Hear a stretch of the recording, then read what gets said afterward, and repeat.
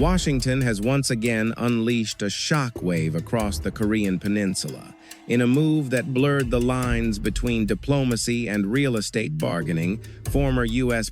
President Donald Trump openly suggested that America should not only maintain its 28,500 troops stationed in South Korea, but also claim ownership of the land beneath their feet.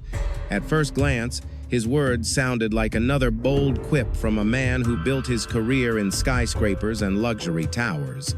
Yet the timing and the stage on which he spoke transformed a seemingly casual remark into a geopolitical earthquake. What was meant to be a symbolic summit suddenly became a battleground of pride, sovereignty, and strategy. For South Koreans, the statement landed like an insult. How could a nation that had endured colonization and fought for sovereignty tolerate even the idea of foreign ownership of its soil? For the United States, Trump's comment reflected his transactional worldview. Allies are customers, bases are assets, and protection is a service that must be priced. Analysts quickly pointed out that this was not the first time Trump had floated such ideas. He had previously expressed interest in buying Greenland and controlling strategic passages like the Panama Canal. In each case, his logic was consistent: land equals leverage, ownership equals control. And now, he had extended that same logic to the heart of the US-Korea alliance. The shock was immediate. Seoul's media exploded with headlines. Scholars warned of diplomatic consequences, and citizens voiced their anger online. What should have been a celebration of unity turned into a test of resilience. Trump had thrown a rhetorical grenade, and now both nations had to deal with the shrapnel. The larger question that loomed was whether the alliance, once hailed as unshakable, was now at risk of being reduced to a real estate transaction. The shockwaves from Trump's remark did not take long to ripple across Seoul. Within hours, South Korea's foreign ministry issued an urgent statement. No official request had ever been made by Washington to transfer ownership of military land. A senior official emphasized that the land granted to U.S. forces was provided under alliance agreements, not commercial leases, and that sovereignty was not on the negotiating table. Yet the denial did little to calm public outrage. Citizens took to social media, framing the idea as a humiliating echo of past occupations. For a nation that had struggled through colonial rule and war, even the suggestion of foreign ownership stirred deep resentment. Newspapers in Seoul filled their front pages with scathing commentary, warning that the remark could destabilize the alliance at a time when North Korea's provocations were intensifying. Scholars in international relations described the statement as a stress test for the U.S.-Korea alliance. Was the American commitment truly about shared security, or had it devolved into a financial transaction where loyalty was measured in billions of dollars? Some commentators argued that Trump's bargaining tactic was designed to unsettle Seoul, pushing it to pay more for U.S. protection. Others feared that such rhetoric, even if not policy, would embolden adversaries like Pyongyang and Beijing, who could exploit doubts about the solidity of the alliance. In the streets of Seoul, ordinary citizens voiced anxieties in interviews. If America sees our land as property, do they still see us as partners? The timing was especially sensitive. South Korea had recently signed a revised cost-sharing agreement with the Biden administration, committing over $1 billion annually to host U.S. forces. Many in Seoul felt this was already a fair price, yet Trump's words cast a shadow, as if the payments were never enough. For the South Korean government, the dilemma was acute: how to reassure its people of sovereignty while preserving the critical alliance that deters threats from the North. Every word was scrutinized, every silence interpreted as weakness. The storm had revealed not only the fragility of perception, but also the thin line that separates reassurance from humiliation. To understand Trump's statement, one must look beyond the immediate outrage and into the unique mindset that defines his politics. Trump is not a traditional statesman bound by diplomatic convention. He is a businessman who views power through the lens of ownership and profit. For him, alliances are not sacred commitments, but deals to be renegotiated whenever leverage appears. This perspective explains why his administration repeatedly pressed allies to pay more for U.S. military protection, framing defense not as shared security but as a service with a bill attached. The logic extended naturally to the land itself. In Trump's worldview, renting is insecure, ownership is final, and control over land guarantees influence indefinitely.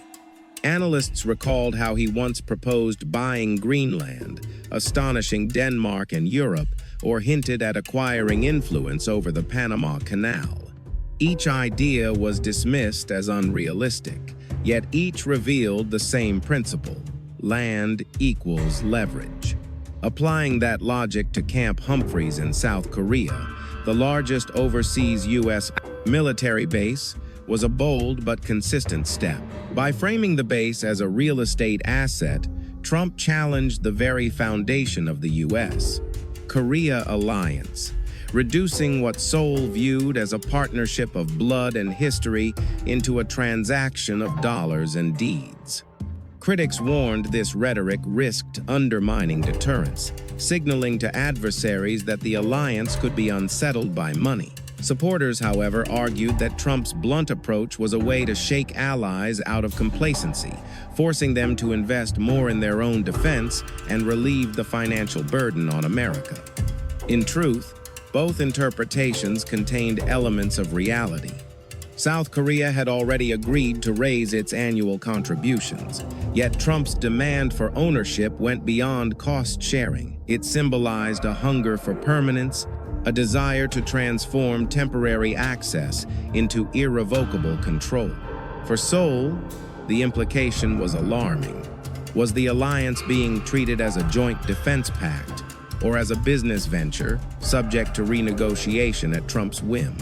By inserting the vocabulary of real estate into the lexicon of strategy, Trump blurred the boundaries between diplomacy and commerce, leaving allies uncertain of where commitment ended and bargaining began. The tension reached its peak during the long-awaited U.S.-Korea summit in Washington.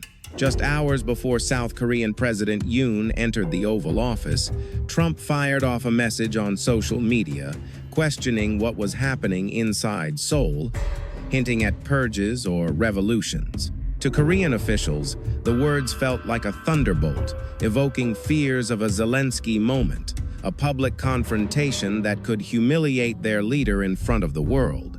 When the two presidents finally met, the atmosphere was icy. Trump wasted little time in raising concerns, his tone sharp and accusatory. The South Korean delegation scrambled to clarify. The investigations Trump referred to were internal military matters, not related to U.S. forces or bases. Every sentence was carefully chosen, every pause filled with anxiety. To diffuse the storm, Yoon deployed a softer strategy. Instead of pushing back, he shifted the conversation toward praise and humor. He complimented Trump's redesign of the Oval Office, calling it a symbol of American strength. He mentioned the booming U.S. stock market under Trump's leadership, even joking about the possibility of building a Trump Tower in North Korea if peace talks succeeded. This charm offensive worked, at least on the surface. Trump relaxed, praised Yoon's election victory, and assured him of America's support. Yet beneath the smiles lay unresolved doubts. Trump's earlier remarks about owning land were not forgotten, and the summit ended without concrete assurances. For South Korea, the meeting became a lesson in survival. With Trump, diplomacy was not predictable negotiation, but a roller coaster of shocks, accusations, and sudden shifts. Analysts warned that while Yoon had avoided direct humiliation, he had also been forced into a reactive stance, constantly adjusting to Trump's unpredictable moves. The risk was clear. If every summit begins with a verbal strike, South Korea may never set the agenda, always scrambling to recover its balance. What should have been a moment of unity ended as a portrait of strategic ambiguity, a fragile truce painted over deep cracks. As the summit concluded, the true weight of Trump's words lingered far beyond the Oval Office. What South Korea had hoped would be a reaffirmation of alliance strength instead left behind a cloud of uncertainty. By framing military presence as a business deal and even hinting at ownership of land, Trump had introduced a dangerous ambiguity. Was the U.S.-Korea alliance still a cornerstone of shared security, or merely a contract subject to renegotiation? For Seoul, the stakes could not be higher. The presence of 28,500 U.S. troops has long been more than military muscle. It has been a symbol of America's commitment to defend South Korea against northern aggression and regional instability. Yet if that presence is viewed through a transactional lens, citizens wonder if the shield could disappear the moment payments or conditions fall short. Analysts warn that such doubts erode deterrence, inviting adversaries to test the cracks. For Washington, Trump's remarks highlighted a strategic recalibration, shifting focus toward Asia but demanding allies pay the price in sovereignty and finance. It is a vision where U.S. commitments are never free, always conditional, always negotiable. This approach, while shocking, reflects a broader question about the future of American alliances worldwide. If security can be priced like real estate, what remains of trust? For South Korea, the lesson is sobering. It must strengthen self-reliance, expand defense capabilities, and prepare for the possibility that the U.S. safety net may not always hold. At the same time, it cannot afford to alienate its most important partner. The path forward lies in delicate balance, investing in national pride and capability while maintaining diplomatic flexibility. Trump's rhetorical grenade has forced Seoul to confront a reality that many had long avoided: that alliances are not immutable and that sovereignty is always tested. The haunting question remains: will the U.S.-Korea alliance endure as a pillar of security or dissolve into a ledger of costs and assets? The answer may shape not only the peninsula's fate but the strategic balance of the entire Indo-Pacific.